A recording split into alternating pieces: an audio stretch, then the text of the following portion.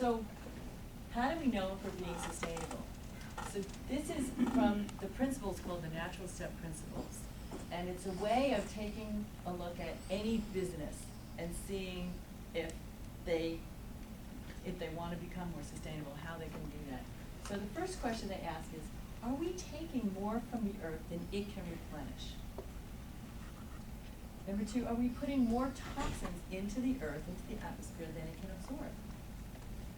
Number three, do our actions increase biodiversity? Does it actually support the life regenerating itself? And number five, are we increasing equity and efficacy? Are we increasing the social good in our community? And there's a whole process that they teach for looking through those four windows. It's really awesome. So the 5 areas that people look for that to start to build a green company or start to become more sustainable is energy consumption, because that's the low-hanging fruit, is that you can become lean, you can become more efficient. There's so much waste going on right now, as you can see in these buildings alone, where there's either overheating or overcooling going on all day long. It's crazy. We'd save so much more money. Water usage, waste management, air pollution and emissions, and the use of chemicals. So this is a study by, anybody know what 3M Corporation is? Post-its. Yeah. Post-its, that's right. So in 1975, 3M created the 3P program. It was called Pollution Prevention Pays.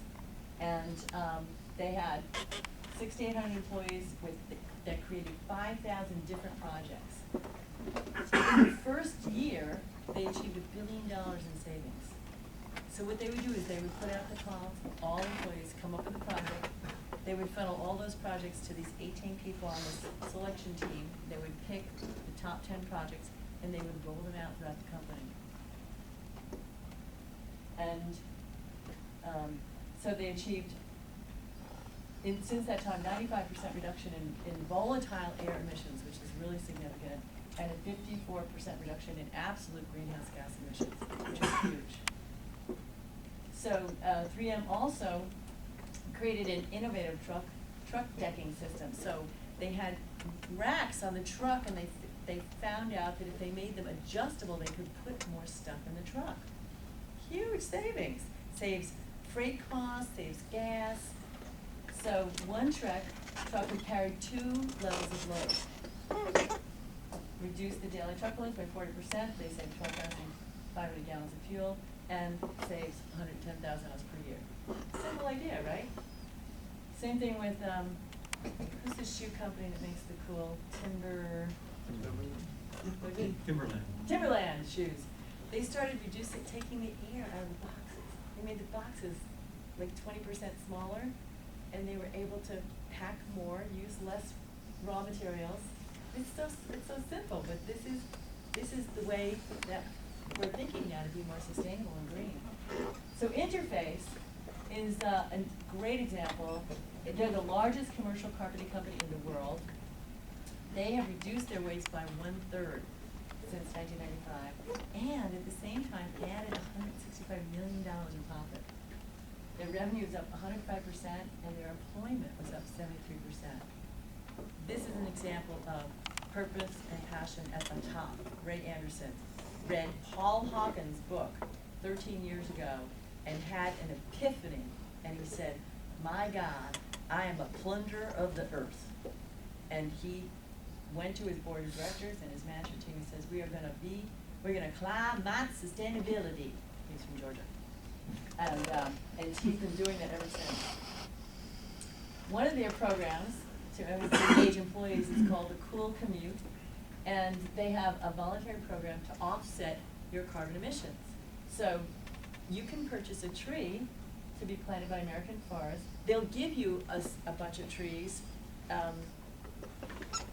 They put them in your name to offset your carbon emissions if you're carpooling.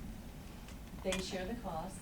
The employees, it costs them $12 a year to participate, and they've planted 3,400 trees since 2002. And this is Dow Chemical. They launched their Waste Reduction Always Pays RAP program in the early 80s. The first year they had 24 projects with a return on investment of 178%. 11 years later, Dow adopted 140 employee recommendations with an average return of 208%.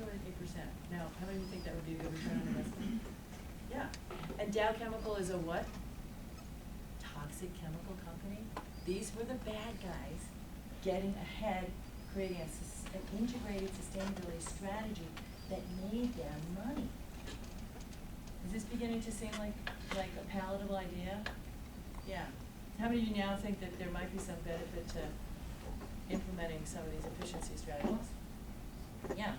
In fact, even my opinion is calling it green obscures the real benefit, because it's really an efficiency process that you're going through. It's like total quality management on steroids. Okay, so what are some ways that we can engage employees? Because this is where people have really gotten most benefit, is from tapping. Most people, how many of you would like to work for a company that does good for the planet, that's a socially responsible company? Yeah? Anybody not want to do it? Okay, we'll talk to you later. So most people want to work for a company that's not degrading the environment, cheating people, cheating their employees, just for the sake of shareholder benefit, right? So the way that most companies have started to engage employees is to create a little green team. Just get who's ever interested. You go where the energy is. So people who have a lot of energy for that start a green team. And it can start anywhere in the organization. They have community days where they invite people from the community in and create a project and go out to the community and build a house for the, what's the house, nonprofit? The housing. Habitat for Humanity, thank you. Do education and create a sustainability department. That is the end of my formal presentation. Thank you for being such an astute audience.